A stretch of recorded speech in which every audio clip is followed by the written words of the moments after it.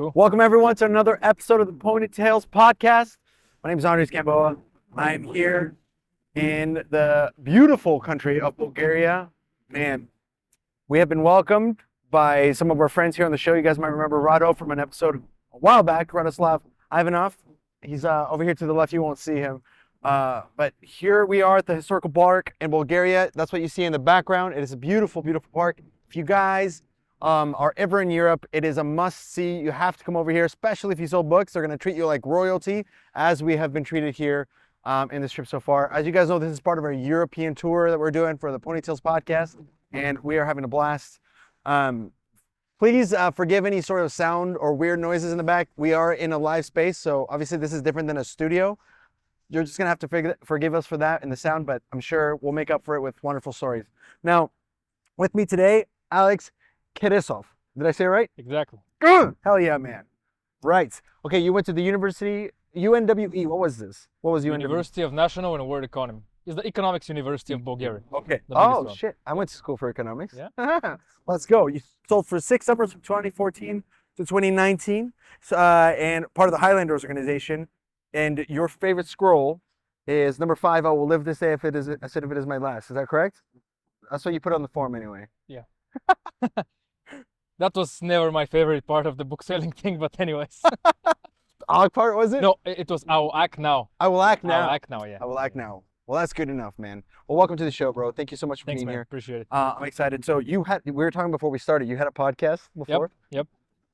So what did you interview people for? Just about Random stuff. No, it was like, okay, so everybody was inspired by Joe Rogan, right? Mm. So every single podcaster starts with, this was inspired by Joe Rogan and whatever. So I was that type of, guy. So it was just random stuff, interviewing people about themselves. So it finished after 2 episodes, very strong ones. So I interviewed we have to start from somewhere, right? Hey, But I was serious about it. I bought lights, I bought microphones, even though I didn't have the budget, and I rented cameras from friends and stuff like that. So I'll have 3 cameras on my first episode with GoPro camera. You had the whole legit deal. Yeah, That's yeah. an expensive start. Yeah, and I rented a studio of from the Sofia University. That's another big university in Bulgaria. A friend Which of is mine. where you're from. You're from Sofia. Yeah, I'm from The Sofia. capital, Exactly. Bulgaria. So that's where it was.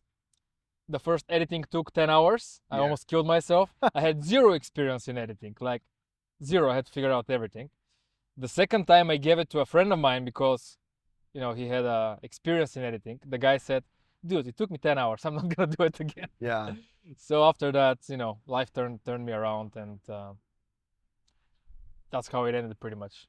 So let's jump in because I saw on your form that you filled out. So you're a sales director for a manufacturing company of foil in like packages like that you is that what you Correct. is that correct? So Correct. First of all, how did you get into this? 2019? Walk me through what happened since 2019 to like how you ended up here, because I feel like that's a story in and of itself to get to there. Okay, so everything's connected. So everything, at least in my story, everything builds upon each other. So 2019, actually, the whole thing maybe started 2018 when I was supposed to sell books for 2 more summers. Okay. And then I got more close with Dave Kozer, DC. Yeah. The vice president, president right now of Yeah. Southwestern. Amazing human being. Yeah. My first business mentor. So he said, why don't I take you and I coach you personally throughout your summer, through my 5th, 2018. So we did that, and I achieved good, because previous year I was on OL, and that didn't go very well for my personal sales. So that was very depressing summer. Although the managers I worked with, they both hit growth, which I'm pretty happy with.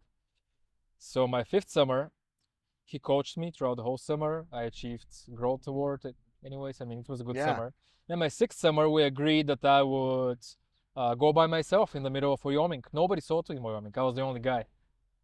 That's because there's not that many people in Wyoming, but It's a great turf. You said you know Pete Burgess, right? yeah, Pete Burgess sold there to Mormons, and he Yeah. killed it. he sold like 10,000 units there. Yeah, yeah. Him and his wife. And that both. was before the time it was cool to sell 10,000 units. Now everybody does it. That's, It now feels it's like. just like, oh, 20,000 is the new 10,000. Yeah, exactly. But anyways, there wasn't much turf to sell to Mormons. I could not go there. So I went to Wyoming. And then DC said, at the end of the summer, I have something special for you. And I said, okay, whatever. We'll talk at the end of the summer. So I finished the summer, go back, another good summer. Of course, Dave Kozer coaches me. So he proposes to me to start an office from the company. It's a Southwestern company, GEC, Global Educational Concepts. It's part of the Southwestern family of companies. DC was the president, and he still is the president of GEC. So basically, that's the company that arranges.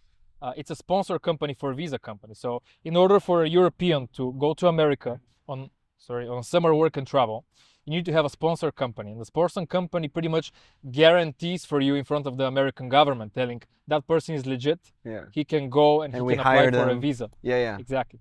So we will pay a tax to GEC, and GEC will process our documents. Long story short, DC wanted to develop GEC more than just sending book people from Europe. So he started it 2005, I think. And then we opened the office in Bulgaria 2019. So I had to recruit people for not book selling, but other programs. So we had a teacher program. So we can send Bulgarian teachers to teach for 5 years in America. I didn't know that. Yeah. I feel like we had DC on the show and he mentioned some of this stuff, but I don't think we went into this much detail. I didn't know that that's what happened. That's half of his life. Amazing. He built an amazing thing there. He took me to so Department of State with the Secretary of Education, because when the Trump administration was active, they had some, intentions of cutting the visas. Yeah. So we had to actively promote in front of. It was crazy. Betsy DeVos? Sorry? Betsy DeVos was the No, Secretary of Education, wasn't she? Well, during that time they would change often, but Yeah, they were like on a revolving door. Yeah, it's just. it is what it is. I don't remember her name, but I mean that story can go for an hour. Yeah. You asked me a question how it started. See how it goes long? It's funny because I know. people come on the show and they're like, oh, I don't know if I can talk for 30 minutes. I'm like, dude. No, I can talk. It for comes 30 back. minutes. I sold books. I can talk for 30 minutes. Exactly. So Anyways. fair enough. Anyway, so you met up with the Secretary of State and like pretty much advocated for this program? Exactly. We advocated for the work and travel program, basically not only book people, but every year from Bulgaria about 1,000 to 2,000 students go to America for summer jobs. Yeah. Amazing.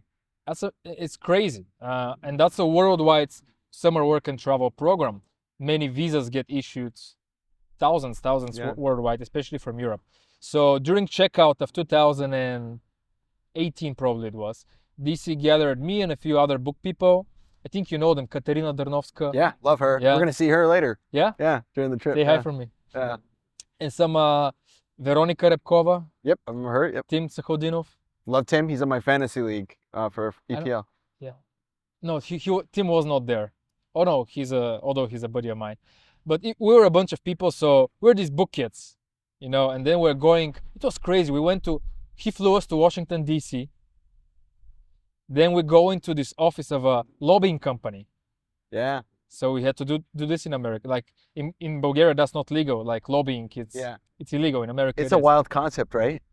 Well, it has some grounds, I think. But anyways, so they would prepare us what the meeting is going to be about and how it's gonna go, what type of questions we're gonna answer, what's the goal of this thing. And the goal was pretty much to present that this program, the summer work and travel program, brings value to students. Yeah. So basically, it brings us good experience from America that we can take back to our own countries here, and that we had to prove that the good initiatives we were inspired because of going to America. And it wasn't a bullshit thing. It was an actual thing, because Southwestern did change my life, and it changed the life of many people I know. But anyways, we go there. We go into Department of State, so huge security checks, whatever. We meet with the lady. She was a little bit reserved in the beginning, I may say. So, but anyways, the meeting went good. We caught up, and then we went back. And then DC proposed to me after that to open an office of GEC. So I would recruit people that were interns for different specialties. For example, we had a hospitality program. So if Yeah. somebody studies hospitality, like hotel management, Yeah. somebody aspires to be a chef, Yeah. so we would send them to big hotels, and they'll for 1 year. Bro, that's wild. I recruited summer work and travel. I recruited hospitality programs. High school in America was starting there, so we would send for 1 year a high school student from Bulgaria to America. Later, that program was taken by not taken, but I mean Taken over by. taken over by Laura Chakardakova. Yeah, love Yeah, her. good friend She's of great. mine. Yeah, she's awesome. Yeah, she's Yeah. great. She's great. Her, She- and she's married to Vasil, right? She's married to Yeah, Vasil. She yeah. was my first sales manager. So we're very close with Vasil and with She was Laura. around my time. That's when I was selling. Yeah? Yeah. Yeah. Great people.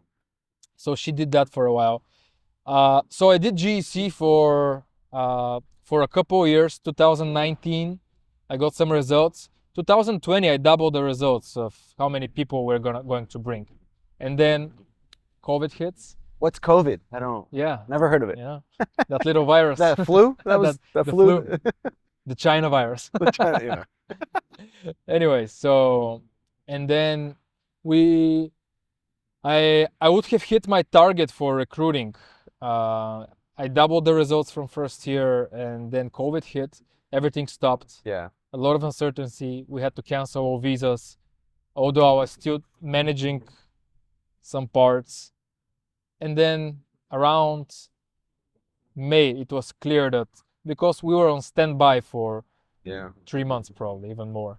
And at that point, nobody knew what was happening. I mean, we didn't know if it was going to be 6 months of COVID or a year of COVID. It was so unknown. I remember that. People forget those things because we're past it now. Yeah. But back in May, it was like, what's going to happen? I remember it pretty vividly. I imagine because of what you were doing. Yeah, and then basically I worked 8 months, and I didn't make any money off of that because it's commission based. So, Bro. you know, it's another, but that's not towards GEC. I mean, the GEC suffered a lot of more consequences. Sure. I mean, that's Their entire their- program was making sure that people could come and travel to the United States. exactly. That's And their the world service. was like, nobody's traveling anywhere. That'll hit it pretty hard. That's rough. And then in June, I still had hopes to continue working with GEC, but I had to do something in the meantime. So in June, a friend of mine, book person, Daniel Ivanov, I think you know him. Daniel Ivanov. You guys talked in the past, Yeah. SBR Consulting. Yes. Okay. Yeah. So he recruited me for SBR Consulting. Lovely. So, and then for 2 years, I did SBR, where we consulted companies. So, And for people listening, that's like a sales consulting Yeah. and like kind of like a Southwestern consulting, but the European branch of it. Right? Similar to that, right? I can talk for another hour for that, but but it's crazy because the material and the methodologies and the systems are the same. But what Southwestern Consulting will do, their approach is that they'll do personal coaching. While in SBR, what we did, we will do tailored programs that we'll embed in the companies, I like see. sales guides, playbooks, onboarding programs. Just helping develop their systems and getting them a little bit more efficient. Yeah, that's cool. Coaching might be part of the big picture, but we would look at to have something more holistic as a decision. And it was project based, while the coaching part is a little bit more residual because you do the sale Yeah. once, then for a year you have a client. While here you need to sell every single stage. But that gave me a lot because I would go to the biggest companies in Bulgaria and basically I would, we would teach them how to sell and how to improve themselves. So getting into the question that you asked. Sure, yeah, that's just great. I love this. I love hearing about what people do after they leave Yeah. because it's always a crazy story, you know. I can talk about GEC and SBR for like whole day. I mean, it was Yeah. such a big part of my life because both GEC and SBR are part of the Southwestern sphere. Yeah. So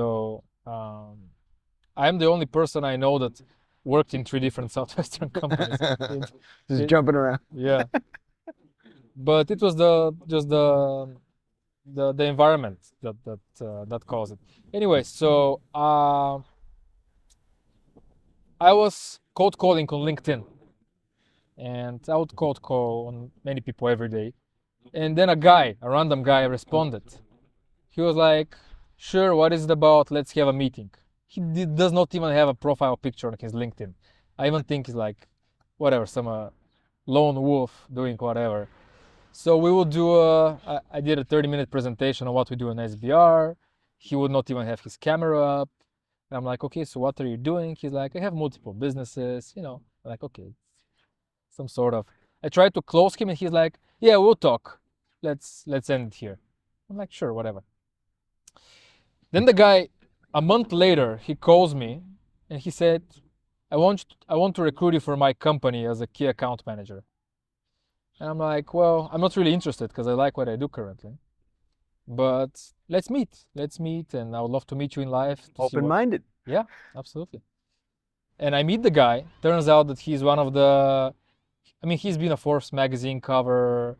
He's been a CEO of one of the biggest bottle companies in Bulgaria, water bottle companies in Bulgaria. Like a big deal guy, Huh. And we'll have this That's casual conversation. That's why he didn't have the profile picture. He didn't want you to know who he No, was? the guy just didn't care about LinkedIn at the time. Now he does, so he. I thought it was maybe he's like, people might recognize me, so I don't want them to know what might be about right away because it might like. No, right, he's not famous. I had to look him up. Wow. He does not aspire to be. But he's good at what he does. He's good at what he does. He really does have a few multi-Bulgarian level, multi-euro revenue companies. So for an hour, we had a meeting, and for 50 minutes we just spoke random stuff. Turns out that he knows my mom does yoga, he does yoga. So we had this good connection over the whole thing. And the guy was like, cool, I see that what you do is like your skill set is way up than just a key account manager. So I get it that, that would not be for you.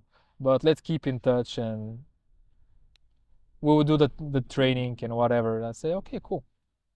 So he calls me in a month and he says, a friend of mine wants to meet you, but he's in Varna. So why don't you guys arrange a meeting and maybe you can provide some of your consulting services for them. So I meet the guy and it's my current boss. But at the time I was trying to sell him, SBR. Yeah. So we had an online meeting, then I came to Varna. I presented a few concepts that might actually help him. Pretty much they were testing me if I know what I'm talking about. And then the guy was like again, okay, we'll talk again at the fall. That was in May. And then they called me in the middle of in the summer of last year. And they're like, how about we offer you a sales director position in our company? I'm like, okay, just send me a proposal and we can talk. Because, a lot of people try to hire you to get your attention or whatever. Especially when they see that you have the background that you have. Yeah. They want to come here. Come to the meeting. Exactly. Right. So, and the guys did send a proposal.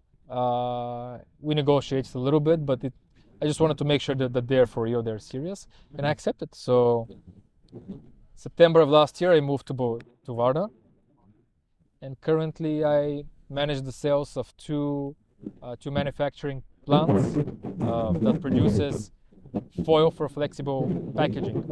Flexible packaging is your Snickers bar, for example. The Snickers bar. Like whatever bar, it has to be packaged, right? Right. So that is called flexible packaging. It's not a card box. I see. Yeah. So that foil, we call it film. That film needs to be produced somewhere. So it's a polypropylene or polyethylene film. And that's you guys produce that. We produce that. We sell it to converters, and the converters produce the packaging for the brands. Like Snickers would be a brand. Mm-hmm. They work with a converter. Converter will buy the raw material. For them, that's a raw material. So we produce the raw material for the converting and printing houses. Well, so many different things you said. I mean, did you get it? Yeah. But I'm just fascinated. But I'm just like fascinated because like it's so. Dude, when I hear people. Okay, so one of the things about doing this podcast is I've learned. I'll give you an example. Cora Severance was on our show, and she works with a cardboard company, and they make corrugated cardboard. Do you know what that is? No. So you've got cardboard, Mm-hmm. and then you got like the cardboard that's like wavy. It's got like a little edge on it. Yeah. That's corrugated cardboard. Yeah. And in my head, I'm like, holy shit! Like Somebody's got to make that. That's the You're thing, the right? guy that does the I'm the guy back- that I'm the guy that sells it. You got to I don't sell do the it. package. The production process is crazy. How was it scary for you to transition into that? I mean, because you went from like, hey, we're gonna do consulting for companies to now I'm directing two manufacturing companies. Like that's a Well, responsible first of all, move. that was my first non-commission based job. So even that, like that's It wasn't scary, no. I was more excited than scared. Excited for the challenge, because I get very excited by challenge. Like everything I did so far in my life. Recently, I thought about, because I never like try to judge or draw a summary of what I'm currently doing in a more bigger scale. But recently, I looked back, and all this transition had forced me kind of to look back and to kind of draw a conclusion on myself. And one thing I figure out about myself is that if something is not challenging, I'm just not interested in it. I'm not motivated, and I don't really, it doesn't drive me to really pour myself into it. But what happens when you get like what if you get like really good at your job and it's not challenging anymore? We'll have to find a new challenge.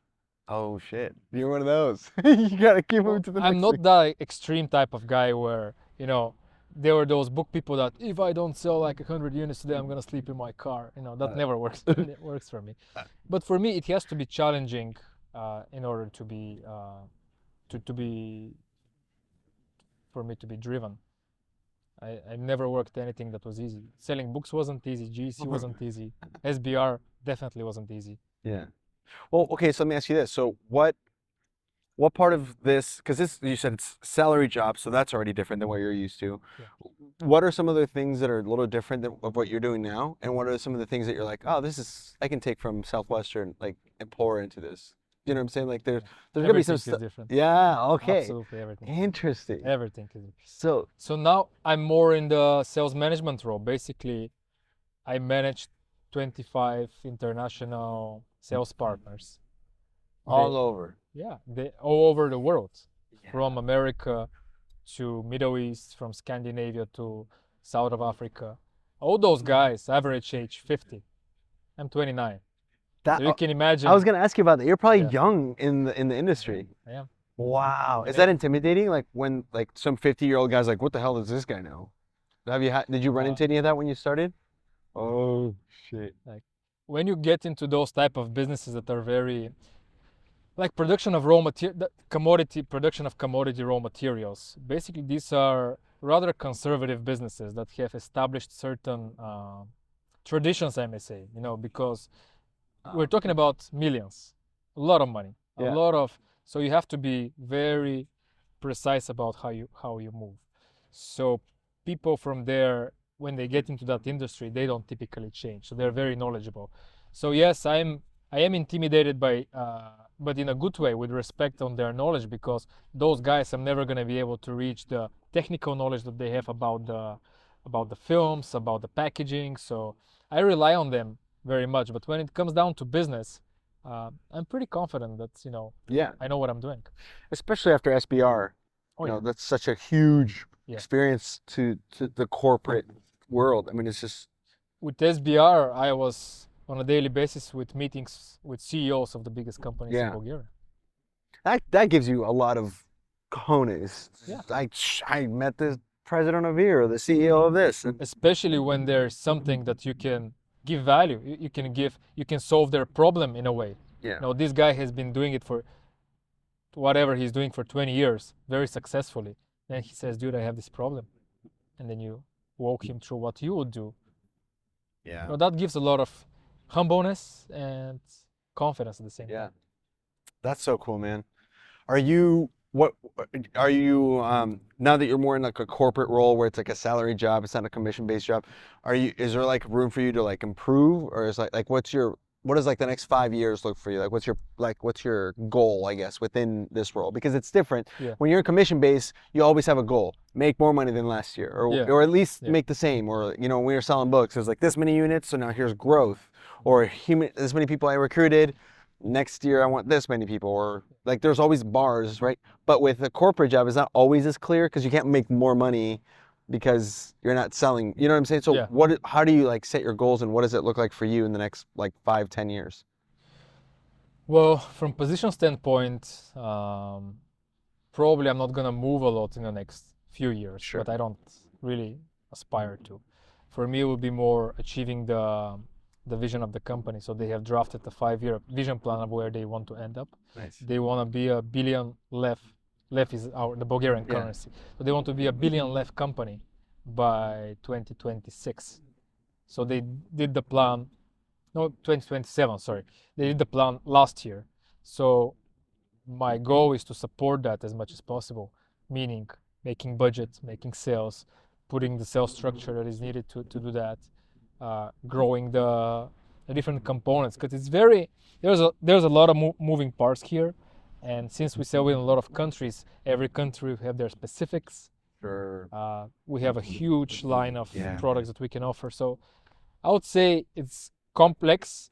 It's not complicated, but it's complex. Everybody would try to convince you that it's very complicated, and that's not for you. I mean, that's what I've noticed throughout my whole life, and I hate that when people try to make things more complicated than they actually are. Things might be complex, meaning that they might be a lot of moving parts, but you can break everything into granular stuff that are very simple, and then you start from there. That's the slide edge theory that I learned from SBR. Ooh, write that down. That's good. Write that down. Yeah. Ooh, advanced sales. With Yeah, Alex. yeah. Dude, that's so awesome. One last question about this, and then we can go into your Southwestern career. But Sure. what have you found that has worked, or maybe hasn't worked, from that mentality of I'm a young guy? This might be a two-part question. Okay. Part one, imposter syndrome. We've talked about it a lot more in the show. Did you ever feel about like, oh man, I'm way over my head. Like these guys are older. Why would they listen to me? Like, did you ever get into any of that? And if so, how did you resolve it? And along the same vein, how have you earned that respect, I guess, from the 50-year-old sales guy that's been in the company for 20 years, and you're some new guy that comes in and is supposed to like, like how did you earn that from them? Because I feel like that's what it takes, is you have to earn that respect somehow, since Yep. they don't know, they don't care about, oh, you sold books? Like, congratulations, I've been doing this for 30 years. What do you know? Yeah. How did you achieve that for yourself and for them? Okay, so first part of the question, was there a time that I was intimidated? Well, anybody that did anything challenging in their life would lie if they say that there wasn't a time. Of course. That's true. Of course, everybody has times of self-doubt, and I have a fair share of those as well. But it's more about attitude management. How do you basically, that's what I drew from Southwestern, and then from SBR. How do you adjust to those moments? What do you say to yourself? How do you rationalize it, but in a good way? Because fears are not rational, always, Correct. right? Yeah. So if you're intimidated, it's an emotion, basically. It's an emotion that you have to understand that it's an emotion, that you're going through a phase, through a time. You're overworked. You've worked for 12 hours today. You didn't sleep much. A lot of deadlines are lining up. Then you go into this meeting not knowing, what the guy is going to throw at you. But then you have to learn how to bounce back from those moments. By the way, that's what I learned from looking at the most successful people in Southwestern. They don't really care with failure, or they don't put too much personal emotion into it. Yeah, have your moment. It's okay to have your moment, but then keep moving forward. But then on the other side, how to overcome that, because you gotta be very well grounded in something. It's the Jordan Peterson theory of chaos and order, pretty much. In order, his theory, and that's even the Buddhist theory of yin yang. The good and the bad, chaos and order. So you gotta have your foot in something that you are confident in, and that you know that you can do well, in order to go and explore other stuff. At least that's what I figure out works well for me. Maybe for other people, different things work, and then I figure out that, okay, I'm good in selling. I'm good in setting up sales infrastructures. I know how to do that. I've achieved results in that. And then people would go and they'll try to convince you this doesn't work or that doesn't work. But that's anywhere you go in life. So That's so good. yeah, so that's what I think where I'm trying to be grounded at. And then I do accept, on that basis, I can accept that I don't know a bunch of shit. And a bunch of things are always going to be out there that I'm not going to be aware of. That's wise. That's really wise. You're learning quick. And then with the older gentlemen, have you noticed that they started to turn around and be like, okay, this guy. Well, that's another thing. Yeah. That's another thing, how you manage that. Yeah. Basically, we're getting into management skills, you know? Yeah. You have Yeah. to, how to discipline people. Yeah. And how to reward and how to discipline. Yeah. So I don't think management is a complex thing, but that's the basics. Like don't reward bad behavior, and then don't these things we learned in Southwestern: criticize in private, praise in public. They all apply to the real world. But you're doing that with people because like that works. It's harder because when you're in Southwestern, you're expecting that the kids that you're coaching are coachable, right? Because they get told Yeah. you got to be coachable. Yeah. But if you have like this older guy or gal that's like you're working with, Yeah. they're probably not gonna be coachable. Like if they're, Yeah. how do you break into that? How do you, what have you found that it's worked like specifically for you? Like that you're like, all right, here's an example. This guy was doing this, but I told him that. Well, basically, you first have to start with respect, of course. I mean, the guy is my father's age, so of course I'm gonna be respectable to him. Sure. I mean, genuinely give respect, because typically people, especially older people, they like to hear that, and I get it. I mean, that makes a lot of sense. But after that, you gotta figure out what the person wants, because everybody has their own priorities. So for me, how I can manage people is figure out what they want and how I can give it to them. And if we're on good terms with somebody, I can spend a little bit more time working on helping him get what he wants. And if the communication is not that perfect, naturally just gonna be hard for me to go and help him. So it's pretty much, if you help me, I can help you. No, Yeah. not a Man, conflict. management 201, advanced sales. We're getting it all on this one. This is good, bro. Man, good for you. Congratulations, though, because Thanks, I that's appreciate it. you've earned this. You've earned this role. It sounds like you're happy. It sounds like you're Oh yeah, it's very exciting. It sounds like you're at a place where you're growing. You're learning a whole different set of skills. Yes, definitely. That's what you want. It's a challenge. Let's go into some Southwestern stuff. I'm curious But about also, just before jumping south, Yeah. something I want to add. Of course, I have a great mentors Oh. in the company currently. So my boss is a lady. She has a great corporate, high-level senior. She's an executive. So she's a great mentor. She helps a lot. So it wouldn't be fair to say that I achieve all these things inside of the company without her support. And humility. Yeah. Appreciate that. Yeah. Who else is your like biggest in work or outside of work? Like who else is like Well, in work, it's currently gonna be her, and then the owners of the company, because they recruited me pretty much. So I draw a lot of knowledge and wisdom from them, from their success, from their example. So from work, that will be currently it. In my life, I would say DC is another person that I look up to. That's not a bad mentor. No. One of the best there is, for sure. And then outside of work, I guess my parents would be the one. I mean, the more I get experience, the more I realize how careful you have to be who you look up to. Interesting. Yeah. Yeah. Yeah. So pick your mentors very wisely. Yeah. I may say so. I'm not wandering around looking for mentors in life. So that's why. That's beautiful. Yeah. That's beautiful. Let's jump. Okay, so now I'm going to jump into some Southwestern, but let's pause here. Jacob, how are we doing on battery life?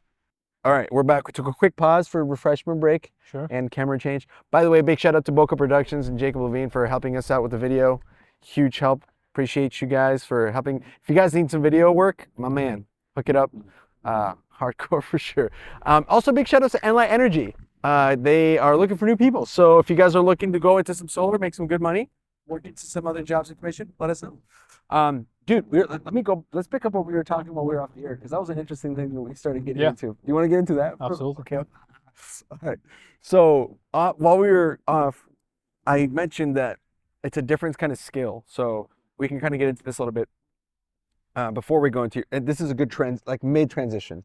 But I mentioned the hard work that you have to put into a salary job is different than the hard work that we were taught. For Southwestern, it was go, go, go, go, go, 20 minutes in each house. You know, you're off schedule if you're not into the next store. Off schedule is not being with the mom or on the way to the next house. Like there was this like sense of urgency, which is healthy in a lot of ways, but sometimes it's hard because when you're in a salary job, that's not necessarily the definition of hard work. Yeah. Sometimes it's more about working smart and being efficient with the time rather than just go, go, go, go, go. What have you found about that? What was was that a hard transition, or like how has that been? How do you feel looking back on Southwestern and that experience? You kind of had mentioned a little bit about that, but I'll let you talk about it. So Southwestern has this type of, I don't want to call them principles because they're not principles, but they're rules that we keep on, mantras that we keep on repeating ourselves. Great word. Be on schedule, 20 minutes and out, and as every successful book person was achieving something, they're coachable, so we try to apply it to the maximum of, because we respect our managers and they tell us do this, do that, and we go and follow. But at some point, the successful people, they figure out that what works for them and what doesn't. So I think the mistakes that we sometimes do, I certainly did it, when we take those advices literally. Yeah. So that can become very toxic for yourself and for other people when you don't actually think about, okay, so is this helping me or is this hurting me? So it's funny, but my last summer, and by the way, I learned a lot from DC on that matter. I remember my third summer, we were sitting on a Sunday meeting, and I would complain to DC. We have a one-on-one PC, and I'll complain to DC, and I'll say, I'm gonna tell him, DC, I'm so tired. I'm running between the doors all the time. And the guy's like, I don't get it. Why do guys run between doors? I'm like, what are you talking about? They teach us that in sales school. It's like the first day. First day of sales school, sprint to the door. But then, these are good experiences because it made me think that, okay, so the job can be done in a different way. Yeah. Not like an idiot running. Like I was that idiot my first summer that would take everything literally and do everything literally. I still had a okay first summer, but then you have to break a little bit of that. Like for another great example why DC is such a great guy, because Southwestern is a little bit of conservative environment when it comes down to principles and things like that, which can be a good thing and a bad thing. Yeah. So the bad thing is what I just explained, very hard to break those stereotypes about how the job is supposed to be done. But then my first summer, we would wake up 5:59 and then we were gonna 20 minutes and out and so on. And then DC figured out when he took over the Highlanders organization in 2015, the guy was like, no, now you guys are gonna wake up at 6:59. Yeah. And everybody was like, what? Are you for real? You tell American dealers that, and it blows their mind. I mean, my first summer, not to start to interrupt, so I got done selling in 2016, 2017. So my mom's hosted students for 10 years now. Wow. Oh my God. That's crazy. Oh my God. That is wild. That's crazy. But anyway, 2016 I was home, or 2017 I was home for the first time, which, by the way, the first time you don't sell books, yeah, you're like, it's like Tuesday in July, you're like, I'm off schedule. What am I doing? But I'm doing something wrong. Yeah, it's just like, what the hell? But anyway, so I'm home, I'm staying at my mom's place, and she's hosting European students. Where from? They were from Estonia, I think, that year. She hosts, I don't know, every year there's like a new group of European students that go to Nebraska. Yeah. And anyway, so we're doing that, and I remember I'm sleeping, and I remember there's book kids. They come home late, 9:30 or whatever, And then the next morning, I'm up at like 6:30 because I had some stuff to do, and I hear the book kids get up at like 7. Yeah. I'm like, what the hell? Yeah. And I'm like, aren't you guys supposed to be gone? Like, you're supposed to be out of here. They're like, oh no, we don't start till 9.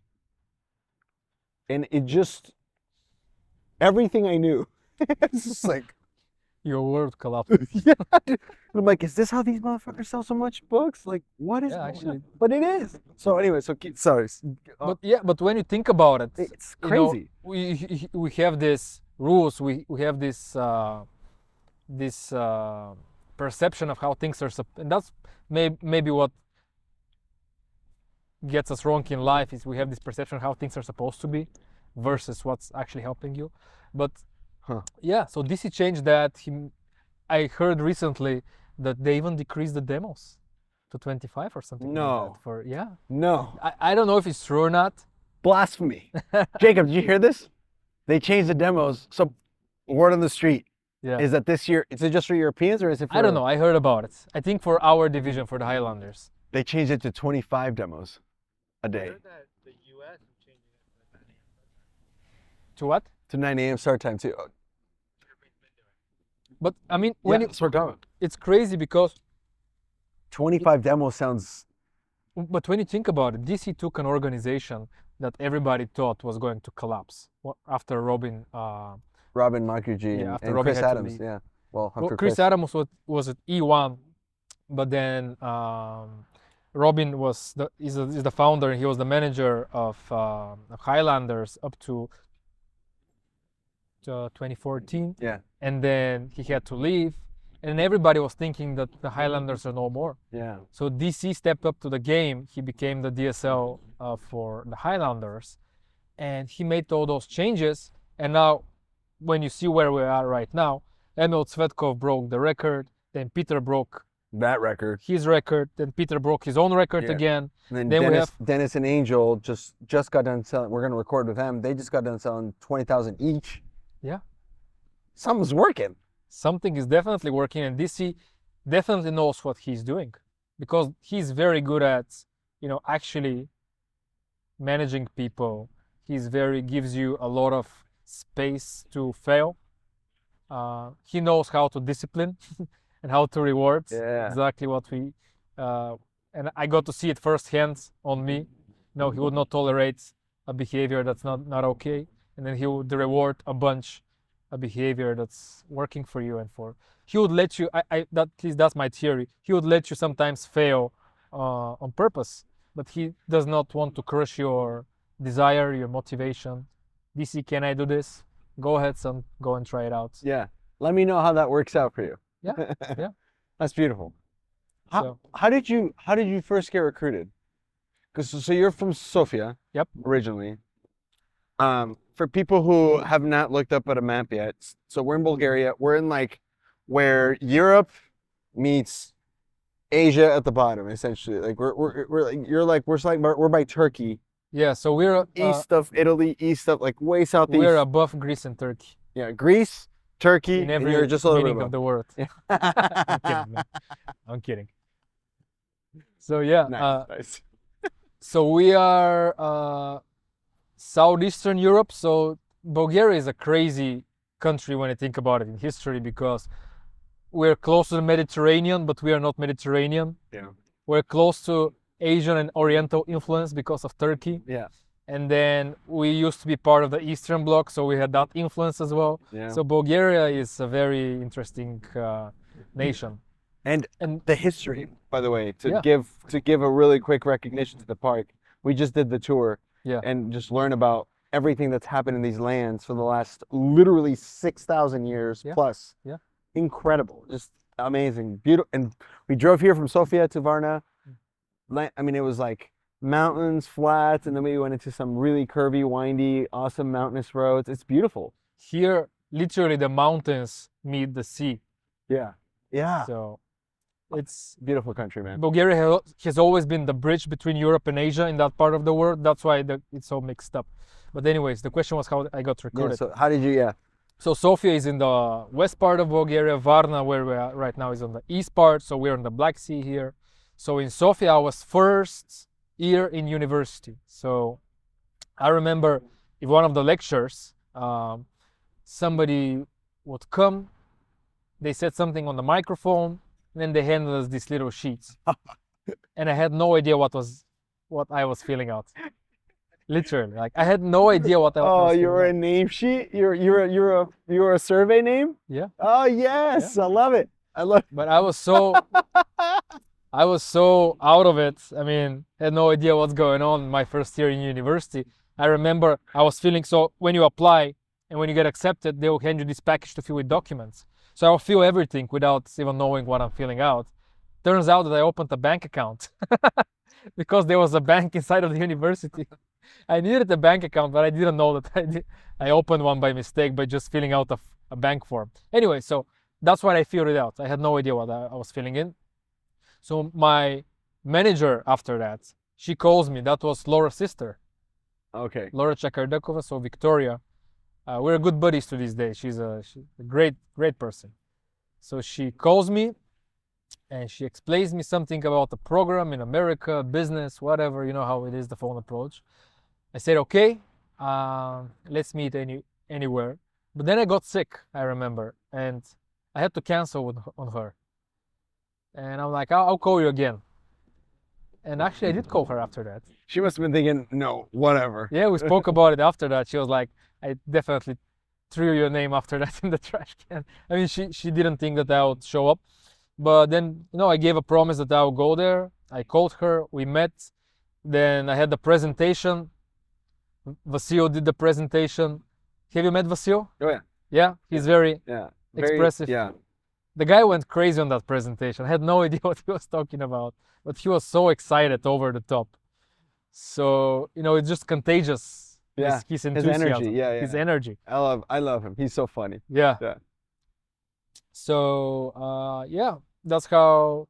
Nothing really special in my recruiting But process. After so that. okay, so let me ask you about this then. So a couple things. One, job in America, and feel free to be brutally honest about this. Besides, we're in Bulgaria, so who cares? Yeah. But what was the vibe about America here? Like some people that I've had on the podcast that are from Europe, it's like a dream to go to America and work there. It's like to some people, it's like, ugh, America. But I guess I'll go because it's not Bulgaria. It's just, you know what I'm saying? Like, Yeah.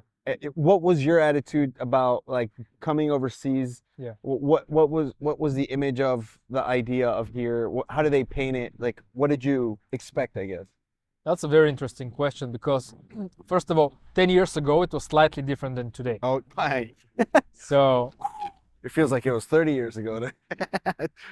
so You're telling me. on that time, America was kind of still painted as the dreamland. Yeah. For people. Obama was still president. Was he? Yeah, he was. Yeah, 2014. 2014, right? Yeah, Yeah. he was the president. But people are still gonna be excited about America, and but America was not the reason I signed up for Southwestern. What did you? What got you? The business aspect of it. I always knew I wanted to, because my father does finance. He's a very high level chief finance guy. So I always aspired to be like him. That's why actually my bachelor's in accounting. Yeah. I never used it though. Sure. But I aspired to be like him. I figured out I would like to do something related to business. So that sounded businessy enough for me. Yeah. But like, I mean, you could have done a business job here, right? I mean, or you could have worked at your dad's place as an intern or something, maybe. I don't know. Like, like there had to have been something about you. I feel like maybe you had to do something with challenge as well. Like did Vasil paint that picture about how challenging it was? I don't remember, but it's something I do remember now. Right before the summer, we would always do a team building with first years, managers in first years. And that's where I actually, because up to that point, the only person I knew more is Victoria, my student manager. Yeah. And I admired her a lot. I liked the people. But then when I got there and when I saw Vasil and all the other guys, literally my thoughts at the end of the team building 2 days later was, I want to be friends with those people.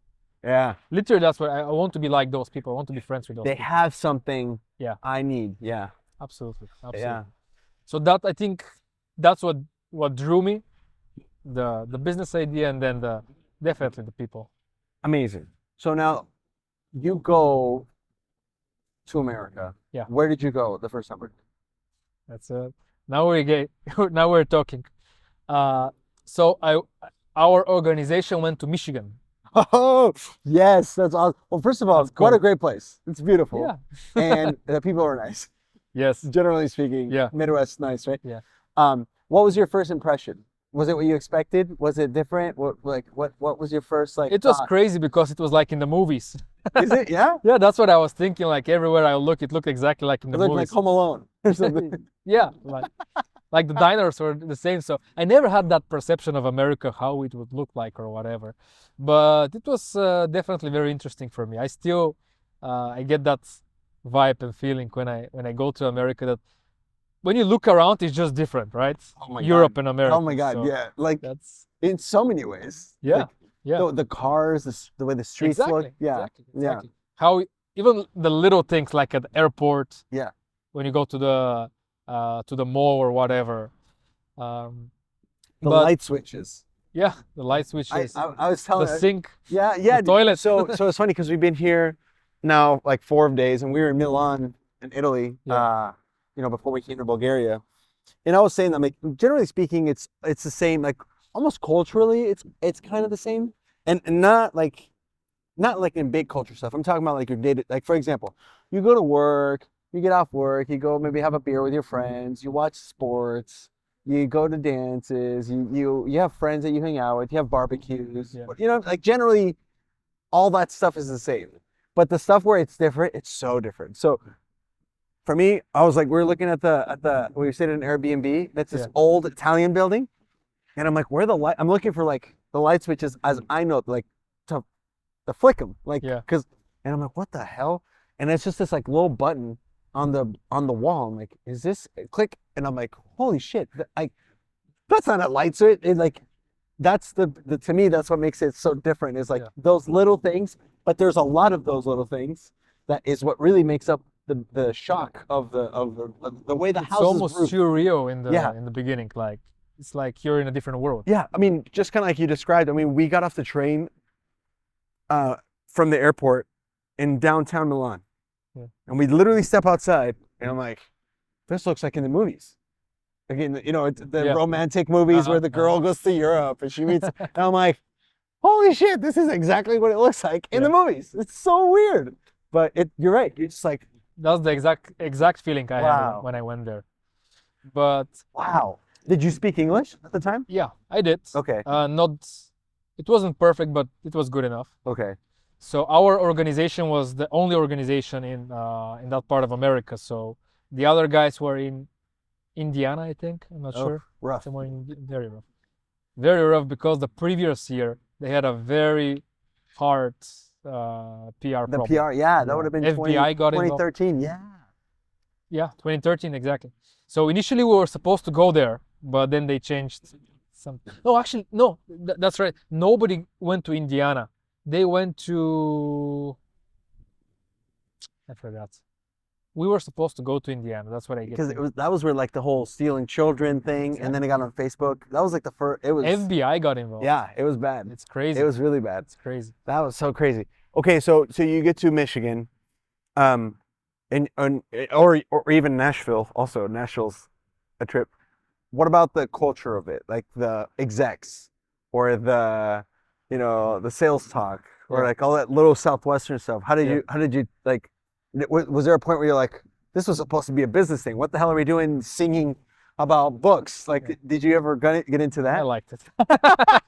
I like. In order to be a book person, you gotta have this. You gotta lose the cool a card. little bit of craziness inside of, But yeah, I like none of that bothered me essentially. There are people that really get bothered by things like that. Like, Yeah. what are you talking about? I'm not gonna do this. I'm not gonna. No, I never had that attitude. I guess I never took myself too seriously Key. in that matter. That's really the key. Yeah. Is that, I mean, I did Blanca's Sunday meeting. Yeah. Back in like June. There's some book kids in Oregon, Mhm. and I went out and like some of them weren't jumping in, and I'm like, you guys are gonna want to figure out how to get weird. Yeah. Because weird is rich. Yeah. Normal is broke. And if you want to be rich, you got to be weird. Yeah. And this is weird. Do it. You know? Yeah. I mean, I'm not gonna do execs now. Like, Yeah. I don't do it. We didn't do execs before we started this recording. I mean, we could have. We could Yeah. do them right now. if you Yeah, want. we can do it. But But you gotta learn how to feel comfortable being uncomfortable. Yeah. And that's one of the things. So yeah, you got to be comfy being uncomfy. Yeah. That's right. Love that. So okay, so Michigan, was there a point for you, I always love this question, where you thought about going home? You're like, no, I can't do this. I never had that either. I mean, I thought about it, but I never actually like. I remember on sales school, our OL Victoria at that time, she would go around and try to solidify people, and everybody would tell why they would not quit. And that was a very weird question for me. Like, and people give these emotional answers to, I'm dedicated to this and that. And I just gave a blunt answer of like, because I said I'm gonna do it. Yeah. Basically, I never really had that in my mind that I'm gonna quit. What did your parents say About what? when you were gonna come here? You show up to your dad, your mom. You're like, hey, I'm going to America, sell books. They were supportive. Really? Yeah, my mom, my dad would basically align everything what my mom says about me. So, but my mom, she would actually, there was at the point, when she figured out it's all legit and it's a good thing. She met Victoria, she met even her parents. That's crazy because during the summer, me and Vicky are selling, and they became friends, my parents and her parents. Yeah. And I don't even know her that well. And I'm talking with my mom, and she's like, yeah, last night we were on a dinner with Victoria's parents. I'm like, what are you talking about? What are you guys doing there? We joined the book club. It's good. That's so funny. But at some point, she was like, yeah, go and sign up, do it. She would push me a little bit to go and do it. So I never had that problem. Amazing. Yeah. So, what about firsts? I like asking about firsts. So, first customer, first store. Do you remember those? Yep. Okay, Yep. tell me about your first store. Let's go. Let me into tell you some- about my first day. Yeah, Let's go through. Dude, the first day in a book person's career is maybe the craziest day of your life. At least until that point. Very close. Generally speaking. Very like close. it's top 10. It's Absolutely. like wild. Absolutely. So the first day was in 2014, June 23rd. Do you know why I remember it? What? It was my 20th birthday. Your birthday was Yeah. your first day. I always had my birthday would always be on the first few days. Of the But summer. my first day was my 20th birthday. On the day. On the day. I won't forget it now. June 23rd. Yeah. Oh shit. Yeah. So Oh, man. it was this, again, surreal experience of waking up in the morning. It's Michigan. It was raining. Shit. So we'll get on the bikes. We have a raincoat, but my front wheel did not have a, how do you call that? That it prevents water pouring into Oh, your like a face. backsplash or like a Yeah. I didn't have guard. that. Yeah. So, Splash so it guard? was raining and my face was, I was getting a lot of Good. drips. Just And- raining from the bottom, from the It was it's good, awful. It good, was awful. Good. So, and then the back of my raincoat would get on the other tire, and that's before even getting to the breakfast spot. But anyways, we're pumped up. Then we went to get our permits, and then I have to figure out, I go to my turf, but then I remembered I forgot to ask Victoria, where do I start? Like, because she would sit down with everybody and she would say, start from this tree, start from, I'm like, I don't know where to start. So the first street I see, I say, okay, I'm gonna just turn right and I'm gonna start. go. What And this is when you still had to do like paper maps. Yeah, We didn't have iPads. no, We didn't have none of that. Yeah, No. I remember this. Yeah. no. So, and I remember my first street was called Elm Street. And I Classic. instantly remembered about this movie, Nightmares on Elm Street. It was raining. They had these huge trees, like, the huge trees. So it's so dark there, like not much sunlight. It was very depressing. And nobody was out. It was Welcome to America. welcome to America, absolutely. So nobody was out. It was about, we were supposed to start at 7. It was about 8:30 already because I had to go and get my permit. So I'm late. I'm under pressure because I don't even know but I was under pressure about something because I have to put demos, and I'm like, okay, where do I start? So I see this door. I did this front yard with kids stuff. So Sure. I'm like, okay, Perfect. let's go there. I knock on the door. A lady opens. How can I help you? Nice lady in the world. And I forgot my script. I forgot what to say. So I'm like, I'm just. She was like, honey, I have to go. I gotta work. I'm like, okay, bye. So that was my first door. But for 2 or 3 hours, I was excited, and then it hit me. I'm like, what in the world is going on here? I'm. That's literally what I thought. It's my 20th birthday, and I'm not supposed to be here. I'm supposed to be home with my friends, with my family. Ooh. Uh, but That's a long trip. That's a long plane ride yeah, to have to go back from. but I almost had to sell on my first day. This Mexican mom, she did not have the money, but I took an order. A week. So yeah, it was a week order. Yeah, she was like, "Come back tomorrow and I'll give you the money." I'm like, "Sure." So I came back. She actually gave me the money, but that was not my first customer. My first customer was called Esther. I don't remember her last name. That was the most positive person I met that day. She was amazing. So I knock on the door, and she invites me to sit outside. Nicest person ever. So I'm starting to talk about Oh my gosh. books for children. She's like, "Honey, I don't have any kids." I'm like, "Okay, so what do you do here?" Uh, I'm like, "Maybe any grandkids we can sell this to?" She's like, "No, no, honey, I don't have any kids." She was like, "I live with my father. He's very old, and I take care of him." And she's like, "But tell me about yourself." So we start talking. I'm like, "Okay, we have this thing. It's called cookbook." Yeah. She's like, "Okay, I'll take it." You sold a cookbook? Yeah, and the lady bought a cookbook because she wanted to support me in a way. That's a And good way. I'm like, when we finished everything, I'm like, "Why are you so positive?" And she was like, "I had this, I don't have it easy right now. I don't have a husband, I don't have a kids. I took care of my father, but I chose to be happy." Wow. And I'm never gonna forget that story. What a and- lesson. Yeah. I mean, that was a sign Yeah. for me that okay, things are going well. Even if your summer had ended there, that powerful lesson of a person. Just for a minute, let's pause and really take that moment in. You're a kid from Bulgaria who is in America for the first time. You're in the middle of nowhere, Michigan, on your birthday, and you've gotten soaked to your freaking ear holes. Yeah. Just wet. And some kind woman who is having a tough life. Like not like tough from like a physical standpoint. Like she probably wanted to get married at some point. She probably Yeah. wanted to have kids. Yeah, exactly. Right? But she got dealt this hand that was like, I have to put my dreams on hold to help my parents. Yeah. And she has all the reasons to complain. And she tells you, hey, it's okay. Yeah. Like, what a lesson to learn at a 20. That's a birthday gift. That's the best birthday gift you could have gotten that day. That's Absolutely. amazing. Absolutely. Wow. So That's so I think I still have her on Facebook somewhere. That's As a awesome. friend. She found me somehow. I don't know how, but she Hey, if found you share this, Esther, if you're watching, if you happen to get shared, if you're listening, good job, Esther. Good job. She was awesome. She's Wow. awesome. That's so cool. And yeah, that's pretty much how I did not make any sales until the end of the day, but Wow. I think I finished on 14 demos and I felt like crap.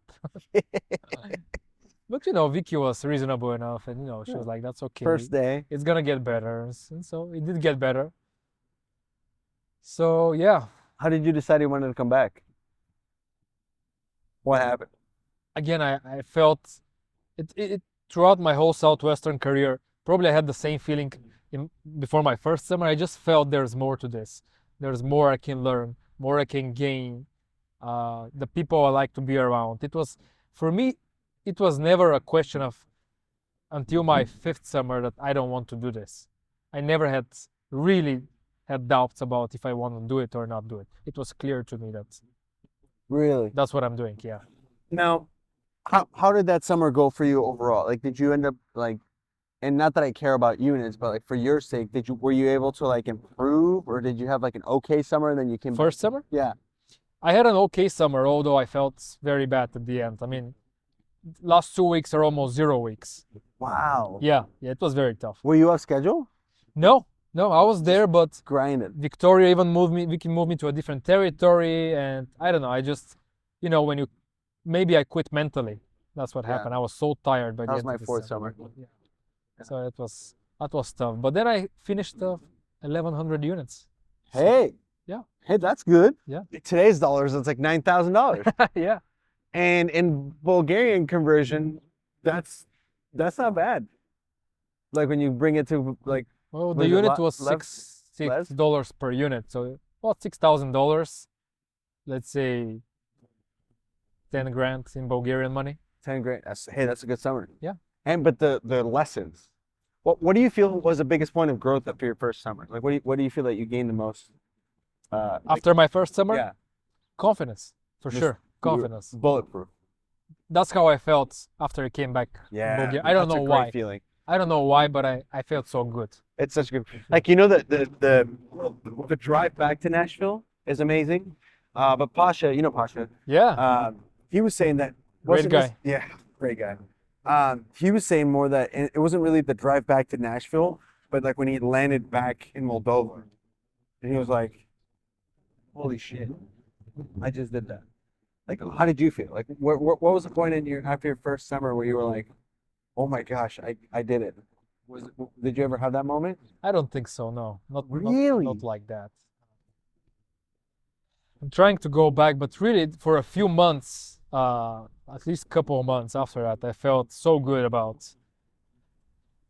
being there, doing that, and still being part of it. Yeah. Okay. That's new. That's different. Yeah, I started recruiting right away. Of course, I had no idea what I was doing, but I just wanted to be around those people again. Yeah, man. So I was pretty much a first year for two years. Now, I mean, aren't we all? That's fair. I mean, he's got to be a first year every time. I think that's how you do well. It's just take the basics, don't forget, sharpen them, and then move on. Throughout your 6 summers you did total, where all did you go? So you were Michigan. Michigan, Colorado, California, Oregon, Washington State, and Wyoming. Where did you go in Oregon? Oregon, Eugene is where I lived with an amazing family, amazing people. And I sold in, where did I sell? That was my tough summer. That was when I was an OL.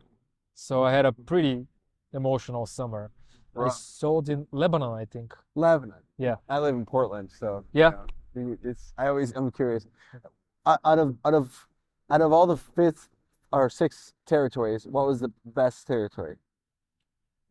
Best territory in terms of, Your favorite? Let's just go with what was the prettiest? What was the prettiest place? prettiest was Colorado and Wyoming. Oregon too, but yeah, I will go with Colorado. Colorado. Yeah. Where were you in Colorado? Denver area, Lakewood. That's so good. Yeah. Beautiful. And when you were, as you were doing this and growing, was there ever a point where it clicked and you're like, oh, I know what I'm doing now? Yeah. Like what was it your first summer? Second? Like was there when did you feel that you're like, I got this. I know what I'm doing. Think about my second summer. Emil was my OL. Emil Tsvetkov, Gosh. great guy. And then I had a first year. I recruited a buddy of mine, so I had to be an example for him. I had no idea what I was doing in terms of management, so it was, yeah. Anyways, so my first 3 or 4 weeks, that's crazy thinking about it, but I had 0 weeks. You zeroed the first, so you zeroed the last 2, and then the first I think 3. so. Well, the last 2 of my first summer wasn't really a 0, but they were like Tiny. 7 units, Sure. 20 units, Might as 30 well. units. Yeah, Might as well. Have been might as well. But my second summer, the first weeks were legitimately 0 weeks. nothing. 0-0. So the second week, I think I got a website for 3 units, and you know, when I told you that right now I go back and think about the craziness of the whole thing. Then I did not register, but now I was there. My money were, I was flying out of money. I had no insurance on my car because I had no money for the insurance. I even got into a car accident, but there was no. I mean, I bumped another car, but I had no idea how dangerous that was to drive without insurance in America. Crazy. When Emil learned, he was like, "Are you for real? You don't have insurance?" I'm like, "Yeah, what's the problem?" So, and the guy was like, he would call me at the end of the week. He's like, well, we had a 0 week. Everything okay? I'm like, yeah, sure. Everything's great. We're getting there. And then second week and then third week. And then he's like, what's going on? I'm like, yeah, everything's good. We're going to figure this out. He's like, no, it's not okay. No, we need to. you're not supposed to 0 3 weeks. Exactly. But he moved my territory and I started selling immediately. I hit 100 units my second day there. So I got into a, Wow. yeah, I had no idea really what happened. I guess Territory matters. I have a story for that as Hey, well. kids, go ahead. Tell it to me. By the way, kids, territory matters, no matter what they all say. It matters. Exactly. Like we will have this another mantra of turf doesn't matter. And then I remember my fourth or fifth summer when DC started coaching me, because we started having more mature conversations in terms of sales and how. Yeah. And I was so frustrated. I'm like, DC, and we keep on repeating to ourselves, turf doesn't matter. And he looks at me. He's like, son, turf matters a lot. Of course.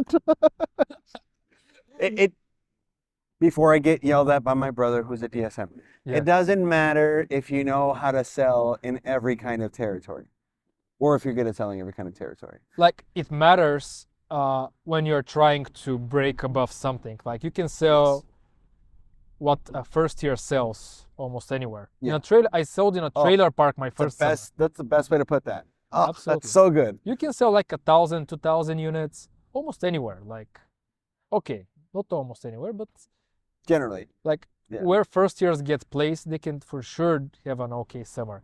And typically when a first year starts to pick up really fast, they will change their turf to somewhere that they can sell even more. Yeah. So But if you want to hit 10,000 units, 20,000 units, you can't go to like, upstate New York where there's like one house every 7 miles. yeah. And for it's just sure. not even efficient to like I sold in Pennsylvania and I was hauling ass through these dirt roads. This is my third time. This is when I was super off schedule, but Yeah. there was times where I was like way on schedule. And I think the reason I got off schedule was because I'd be like, I'm driving and it was like literally 15 minutes between houses because it was like dirt roads and you have to go up these driveways and it's like, but you're supposed to work your territory tight, and Yes, not miss a that's house. that's another And it's one. like, that's stupid, bro, because Yeah. why am I going to go 20 minutes and then back to the next house another 15 minutes? They're driving. I just had 2 houses that I knocked on in the last 40 minutes. Nobody was home. And I'm supposed to get 30 demos. It just doesn't work. Just Yeah. put me somewhere where there's people. Like, what do you... Anyway, So- sorry. That's my story. This is But your yeah, I story. mean, we changed turf and then I hit growth at the end of the summer. I think I hit Wow. Sizzler my last day or for sure my last 2 or 3 days. Damn. I felt like crap at the end of my last day, my second summer, because I think I did not hit Sizzler, but then on checkout I figured out I actually Yeah. did hit it. Gotta love Sizzler. Then my third summer was where I had the most fun ever on the book field. What happened? Well, I had a This is great in HQ. California? California. Laura, we're good buddies with Laura, and she was my OL then. Okay. So I was her, 2016. 2016, correct. So I was her assistant OL. So she would delegate a lot of things to me, which was very interesting to me. We had a really good trust between us. But then the HQ, the guys that were Peter Kaczarski. I don't know if you know him. No, not Peter. Peter, Is he done selling books? yeah. Oh, we gotta get him on the podcast. Rado knows him very well. Peter, and then the two other first years, Atanas and Miroslav. It was so fun, man. I mean, we were busting our asses of laughing each night. And we slept on the floor. Like me and Peter, we were in a room and there was only one bed. So we would change 1 week. One would sleep on the floor and the other would sleep on the bed. But it was so fun. That's the best. Honestly, I think the key to success in any Southwestern swim is having a good living situation, good turf, and like a good attitude. A good attitude there is important, but if you have the first two, it's hard to not have a good summer. Yeah. Like you have to try almost. And then about turf, it happened again in my third summer. So I go to this city called Atwater. Atwater. Yeah, Atwater. So things in the city were not going really well. I mean, again, it wasn't like 0 weeks, but it was like 100, 200, and I'm supposed to hit 3, 4. 100 a week. So I look at the map, and then there's Atwater, and then there's the highway, and below the highway there's this huge community of rich 1-acre houses. And everybody tells me, go and sell there, go and sell there. And I'm like, but they told us that houses don't matter. And I go and sell there, and I got a name from a teacher that everybody loved. Oh, baby. It's over. I did not even sell him. The guy wrote the recommendation on, on the sample book. Yeah. He will write something very blunt, like, okay, that's a nice book or whatever. I'm like, I spoke to him. You see, there it is. And everybody loved that guy. So I went there, and it was just crazy. I really became part of the community. Yes. Um, Love that. and I got so many names. They went to the rich guys. They went to their own special boarding school or whatever. Love it. That's But I started figuring out the sales game right there, and then that was one part of my success there. And then there was a huge Mennonite community. Yes. That's another surreal book experience. That's some good territory. And I never, ever, ever in my life met Mennonite people. I didn't even know that they exist. Also like the movies. Yeah. No, Amish or Mennonite? Mennonite. Okay. And just, Conservative Mennonite. yeah. So for people who might not know the difference, who might be listening, so Amish are like no electricity. Yes. No electricity. We're talking about they live like in the huts that are right here. Like, Yes. literally like, or the yurts. Literally, They have horse with horse and carriages. buggies, yeah. They do their own butter with. Mennonites use minimal technology. Yes, they don't take. I mean, there are different type of Mennonites, but these guys in particular, they did not take any pictures. They did not have TV, but they will use their phones and their radio. And they didn't have smartphones. It was like flip phones. They had smartphones. Oh, they did? Okay. The ones where I was selling in Pennsylvania, they're like, we don't use those. We just flip. And they drove. Yeah, they They drive. had cars. And they had businesses. One of the most successful businesses in town were run by Mennonites. Amazing. They're also farmers, breeders. I mean, they're regular people. They just live their life differently. I grew up to have so much respect for those guys. Yeah. At the beginning, it was so weird for me. What shocked you? Like, how did you? The women that dress with their long dresses. Yeah. And they were the hats, and they were all looking the same. I know it sounds bad, but that's the reality of it. But then the more I got to learn to connect with them, and I would tell them, because education is not really important for them in that matter, because they had their own Mennonite school that they would study until 10th grade, and then they will move into their family business. Yeah. But I would sell them the family Bible library and then the kids books. The FBLs are great for that. Yeah, when I first hit Amish communities, I found out that they only going up to 8th grade. So I was like, I looked at my sales talk, I'm like, they don't have an objection for this. Like, usually it's like money or my husband's not home. He's home and they have money. 8th grade, I don't know what to do with this. That's amazing. Those people are great. I learned, I grew up to have so much respect for Very them. kind. Very kind, very respectful, very, they do things differently than us, but. It makes you wonder if they got it right and we don't. Yeah. You know what I mean? It definitely Like does. you go, oh man, how could people live without this? Or how could people live without that? Or like, but then all of a sudden you're like, if everybody in the world was as kind and as like genuine and as like down to earth and humble, what kind of world could we have? You know, I think they got it right. I think we're doing something wrong. Absolutely. Instagram, that's the problem. By the way, follow us on Instagram.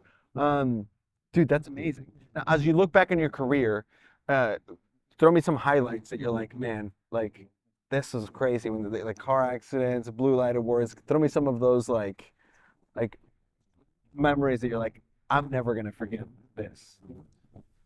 You know, I never really had like a crazy, I never popped a tire. You never the had books. car problems? No, never. Oh my God. Never. And I bought a car my second summer. Did you even sell books? Yeah. Never had I car problems. What kind of book man never has? I bought a car my second summer, and I rented from then on. I had challenges, but I was blessed to never, because I think I was always reasonable in my approach towards people. I was very conscious about my PR. By the way, in California, that's where I figured out the PR thing, because up to then, Facebook groups were not really a thing. Right. So I talked with Laura, and I'm like, Laura, past 2 days nobody opens the door, and a lady opens up, and she was like, okay, I see you're a nice guy. Let me tell you what's going on. We have this Facebook group, and you know, people have posted things about you. And then I go to to a police guy that we met. He was from Romania. So we connected on a Balkan note. I'm like, dude, I need your help. So I know you guys have this group. Tell me about it. And he was like, okay, so let us check. I'm like, okay, can you just take a picture of me with my ID, with my permit? Just tell people I'm okay. And from then on, Sweet. it all started rolling out. Amazing. So I had a rule every time I would go into a subdivision. The first thing is to figure out if, because typically subdivisions would have their own Yeah. groups. I will figure out what is the group, and the first thing I will try to do is somebody to take a picture of me and upload it from their name. Not even endorsing me, but just saying this guy is legit. He has a permit. It's all good. And after that, people when they open the door, oh, you're the guy with the books. Yeah. Yeah. When turf when the PR is good, man, it's so fun. People know you. Oh, you're the guy. That's if you look at Southwestern now, really not as a summer job, but as an actual business, that there's a lot of improvement for that in terms of marketing. Imagine how it can be having this quality of salespeople, of managerial people, because I do believe Southwestern people are very high quality professional wise.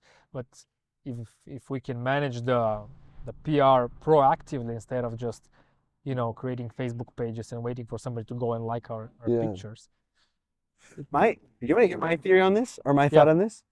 And then we're going to do this. We're going to go into rapid fire questions. And ponytails is like your favorite story or like your most memorable thing about Southwestern or just any closing thoughts that you might have. All right. Okay. But here's my theory on this. What I would do is the first week, you don't sell anything. Instead, you spend your time, you're not, it's not that you're not working, but maybe not the first week, but at least like 2 or 3 days. You know how like you take that first day to go get your permits? Yeah. Okay, more than that. You go to city town meetings, you go to the mayor's office, you go to the city clerk's office, you go to the police chief, you go to the superintendent, you go to the principal of every school, and all day, every day, you're just going from not door to door, but like from location to location, Yeah. going, hey, I'm Andres, I'm gonna be in town, I'm from Nebraska, or I'm from Bulgaria, and here's what I'm doing. I already talked to Chief, Stevens, from the police department. I've talked to, Dr. So-and-so superintendent. I'm not here to sell you anything. I'm just letting you know, I'm going to be here this summer. I'm going to be doing this. Hope you guys see me in the area. Please say hello. If anybody has any questions, they can call me, message me on Facebook, or they can call you guys, and here's all my information. And you do that with every principal of every school, it might take a long time. It might. But imagine starting your first day the next week, knowing It's that. an investment. It's a Knowing that. definite You would investment. never have any PR problems ever again. Now, you still are going to have a hard time with people door to door and fuck you and get off my porch. But this whole, like, they're stealing children, this whole, they're robbing our houses, Yeah. all the stuff that you hear about, it would never happen. Because the minute someone calls whoever, it's like, oh, no, yeah. Alex, yeah, we met him. He's a Bulgarian guy. He's just doing books. He's a college kid. Like, no worry. Click. That's it. I don't care about no Facebook group. I don't care about it won't matter. It's simple. And you're learning the same principles. You're still going cold calling, but instead of selling books, you're selling your reputation. You're selling yourself. You're saying, hey, here's what I'm doing. How could you ever have any PR issues after that? Absolutely. Or, even if you did, they're not going to be what they Absolutely. can get to now. Yeah. Gosh. And you're learning, if you go into like a business-to-business environment, that's If we do it, did it. I speak as I'm still part of Southwestern. But if we did it in recruiting, where you go to the, to your university. Oh my God, yeah. You try to connect. I didn't even make think sure about it like that. announcements. Yeah. Southwestern is it's a recruiting business, and the recruitment I think is managed way more in a business way than when the sales starts. But it's managed less in a Southwestern way. Like, I think it's changing now, so I'm not speaking for now, but I'm just talking from my experience anyway, is there's no buying atmosphere in the recruiting side. Yeah. You know what I'm saying? Like, we pretend like there is, but there's not. Like when you talk to a kid, at least I guess, hold on, let me back up. The way it was in America and the orgs that I understood, there was no buying atmosphere for when a kid didn't want to sell. and we would tell kids, oh, it's pretty selective. We're going to take like 20 kids. We're going to interview 1,000. It's like, no. That's not really what's happening. You're going to try to recruit 1,000. 20 are going to have the balls or the ovaries to do it. And that's okay. You can just say that. You can say, it's not that we're selective. It's just not that many people have the courage to try and do something that's crazy, and that's okay. How much more powerful of a statement is that than, oh yeah, we'll see if I can select you. Like when they go into like that kind of like mentality, it's just so, you never say that to a mom on the book field. You never say, oh, you might have the smartest kid or maybe not. Like you don't, Maybe I'll sell you, maybe I'll sell you, maybe I won't. Like, Maybe I no, that doesn't work like that. Yeah. And then if a kid doesn't want to come back, there's no like, hey, if you choose to not come back, it's okay. Yeah. At least when I was around, it was like, oh, you're not coming back? Loser. By the way, all your friends are no longer your friends. Bye. Like, do you know what I mean? Like, Yeah, I definitely know what you mean. it's amazing. But on the other hand, like you said, it is more businessy.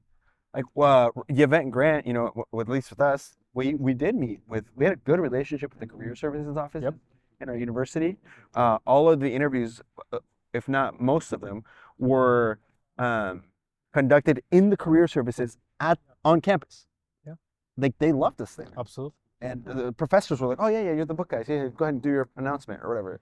That's good. That's good. But the whole like, oh, we'll see if I select you. Fuck off, dude. Yeah. Mr. No, I get definitely what you mean.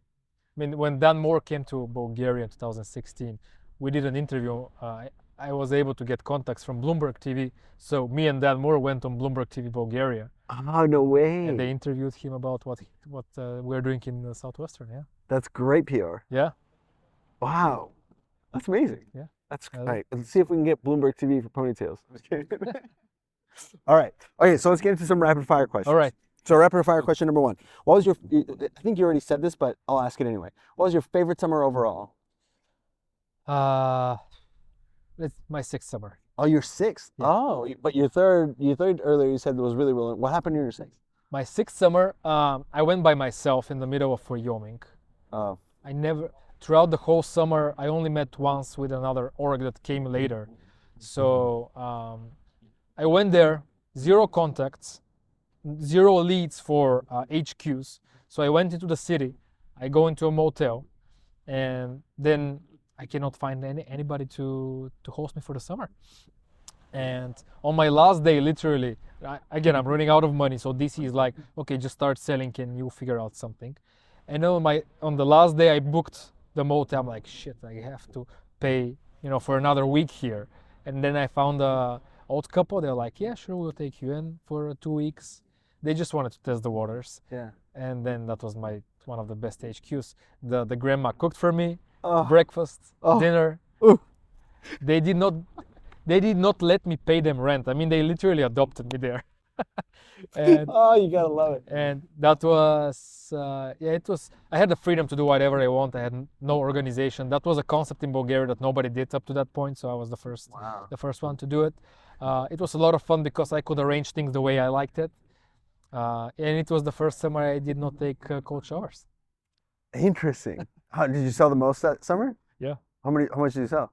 42. 4,200 units? Yeah. That's a great summer. To today's standards, not really. Sure. But back then, We have Dennis and it was- Angel selling 20. Yeah. Sure, but hey, Yeah. listen, great summer. And no cool showers? That sounds great. No, I hated those. I always hated the cold showers. I never understood why we did it. So I know, I still do it sometimes just to feel again. Just to. it would get me more frustrated than motivated, honestly. Okay, so what was your favorite best summer? What was your favorite kind of turf? The upper higher middle income subdivisions. Subdivision. So you like Yes. the suburbs more? Yes. I know what you're talking about. Those are good. Little Downtown pockets. was always tough for me. I know people that did very well in downtown, but I would always start from the subdivisions. I would sell the most there for some. Now, are you talking like country or just like, or the place where it was like you drive and there's like 30 houses? Yeah. And then you drive like another mile and there's another 30. Well, we know there are those type of communities and subdivisions that you can tell it's a community. Yeah. It's not just a bunch of houses in one place. So Yeah. people talk to each other. They have something going on between There's an them. HOA. Like, Exactly. Yeah. There's this feeling amongst them. So I would do best there, where people know each other, where maybe I connected the best with them. Yeah, I understand that. Favorite breakfast spot? Dennis. Denny's? Yeah. I always ate at Just get a Dennis. Grand Slam and go sell books. Yeah. It was cheap. Want to hear a fun story? My fourth summer, I was on OL, and we are, of course, having breakfast at Dennis. And then I would bash at the guys like, keep expenses low, be careful, because when a first year does not keep their expenses low, it gets really, Oh, it's really, bad. real tough. Dangerous, yeah. So I would try to discipline them a lot, like, please keep your expenses low.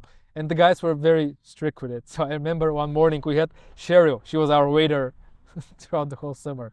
And one of the guys was like, Cheryl, how much is the coffee? So we never had coffee on the breakfast spot. She's like, $2. He's like, okay, just asking. You couldn't afford it. Because the guy He had didn't no money. because $2 was too much for him for $2. coffee. So yeah, Dennis Opens was, his wallet. I'll just have water. yeah. All right, fair enough. Favorite HQ? Was it your sixth summer? Or your No, third? it was my Oregon summer. My Oregon summer was great family. I mean, amazing story that I can talk about them for another hour. That was we became good friends with them, and we still keep in touch. Amazing story that they have. They have anyways, they adopted, they were foster parents, and they adopted one girl, wow. and they give to their community. Amazing They people. have their own business. They had a lot of struggles in their life, but if you meet them, you'll never tell that they had all those things going on. And they still took in. So they had two girls in high school. It was then the parents, and then we were four guys there, living on their ceiling. Four guys. You guys were in like a loft? Sorry? You said like in a loft? Like you said in their ceiling? Yeah. Oh my God. So you were just like packed. I cannot believe they still took us.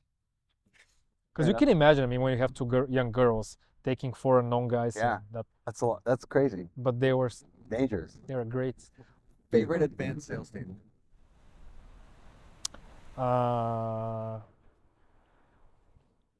Let's say, There's so many. okay, Becoming a Chameleon by Lee McCroskey. That's the advanced sales tape that I still use to this day. Before my second summer, I maybe listened to it about 20, 30 times. I know it by heart. And I still use it in my career, in SBR. I literally did corporate trainings based on this tape. What's your favorite line from that one? I mean, I've heard it once. And by the way, you're the first person that mentions that one Yeah. out of all of them. Yeah. Well, that's what the one I listened to the most. I don't think there's a specific line, but the overall idea that people are different and how you can relate with different types of people, and then how you can manage the dynamics in a team based on how you arrange people. Has been very interesting to me. Becoming a chameleon. That's Becoming great. a chameleon. Really good. It's basically the disc assessment, the 4 different type of characters. Yeah, there's like the driver, innovative. Driver, expressive, analytical, and amiable. Yeah. I still refer to them like that, although the disc has different names, but I still use Lee McCroskey's labels. Amazing. And then the last one is, and this doesn't necessarily mean units, but best sales day. Favorite sales day. It could be like because you sold the most, or it could be because something crazy or good happened, or something like really impactful happened to you that day that you're like, wow, that was the best. I'll never forget this day. Best sales day. Usually people say units, but it doesn't have to be. It's whatever that means to you. I don't even remember how much was my best day in terms of units. I'm drawing a blank here, but let's say my last day of my career because I sold my last door. No way, you went out on a sale? Oh, hell yeah. Yeah. Let's go. I finished my career with a sale. That's epic. I don't know that we have had somebody do that. Yeah. And okay, so now it's time for ponytails. Now, again, for those of you who are listening who don't know what this means, basically it's either your favorite story that you know or that you have, or like sometimes people will say something like, hey, this is what it means to me that I did this. This is what I didn't like about it, but this is what I did like about it. Here's how it's changed my life. Or it could be like somebody told us one time about their wife and how they met their wife. Other people told us about, like Lee McCroskey told us about the time he shit his pants. Yeah, You know, that's a great story. It's a great story. So whatever that means to you, what's like your ponytail from your time selling books? So many good moments. Like overly speaking, the book field can be this very, in a way, spiritual experience, because I Yeah. got to a moments where I will be in a bliss, pretty much like you would care about nothing, and things will just happen to you in a very positive way. But then it's very easy to lose it. So I had that experience, and then I had an experience when it was hell. It's literally the best and the worst job. Like in terms of a particular story, I don't think I can think of anything. But in Bulgaria, at least, Southwestern for us that did it for a while, became a way of life, and it still is. Like my best friends are Southwestern people. Daniel Ivanov, I'm a godfather to both of his kids. Wow. And then Vasil is a godfather to Daniel. And then Peter, who I mentioned earlier, Daniel was the best man on his wedding, and that's where I met my girlfriend. We've been together for 2.5 years. I met thanks to Peter and his wife also sold books. And we're all connected in this crazy. I mean, the guy just came with Rado here. That was my first year for my 5th summer, so we still keep in touch with him. And then I still keep in touch with Victoria, and you know, we are that close, really. I mean, it's not about Southwestern anymore. We got to a point that we're just this type of community that it's not about Southwestern anymore. It's about the shared experience that we have Yeah. right now. Incredible, right? Like my brother met his wife, and now there's a baby running, 2 babies running around because Steve Thyden talked to me about books one time, and Ryan Malm talked to him about selling books one time, and so on and so on. And so it's like how those little things, those little decisions in your life.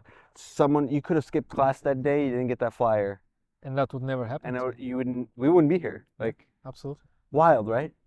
It's wild. Beautiful. And a lot of those things developed not because of Southwestern. Like with Daniel, we became very close after he finished Southwestern. So we did not have a reason to meet each other that often, but for some reason we figured out the way. We just clicked, and Someone once said that everything that's happened in my life since I sold books has happened because I sold books. I think about that a lot. Like for me, like look at me. absolutely. I'm in Bulgaria next to a fucking castle talking to you because I sold books, dude. How wild is that? I remember DC would always, and I often refer to DC because he's a guy I very much admire. You know, he would aspire that one day what we do in Southwestern, it will change the whole country, and here in Bulgaria, and I believe it very much so. In Estonia, for example, there was a minister that sold books, like a secretary of finance, I think. That's wild. That's wild, and I do believe that we will get at a point where we will be at a stage that we will be able to influence a lot of positive processes here. You already are. Yeah. Look where we're standing. Look where we're sitting. You're changing the history of your country because a bunch of, I mean, I know that the guy that started it isn't the book guy, but you guys have all influenced how this turned out in an impactful, meaningful way. Absolutely. Oh man, bro, that's good. That's a good stopping point right there, my man. Thank you so much for being on here. Thank you for having me. Thank you so much. Hey guys, this is Ponytails Podcast. I'm Andres Gamboa. I've been on with Alex Kerezov. Kerezov, yes. Kerezov. I'm trying my best. But anyway, thank you guys so much. We'll catch you guys on the next one. We're going to have some really cool guests the rest of the trip, so make sure you keep out for that. And if you want to reach Alex, just make sure you find him on Instagram or just contact us. We'll put you in touch with him if you want to say hello. And then last but not least, make sure you get your ass to Bulgaria. Come to this park. It is a beautiful country. We've been welcomed and treated like royalty. The place we're staying at is amazing. And oh my gosh, I am very, very thankful for everybody that has made this possible. So thanks so much. We'll catch you guys on the next episode. Bye, everybody.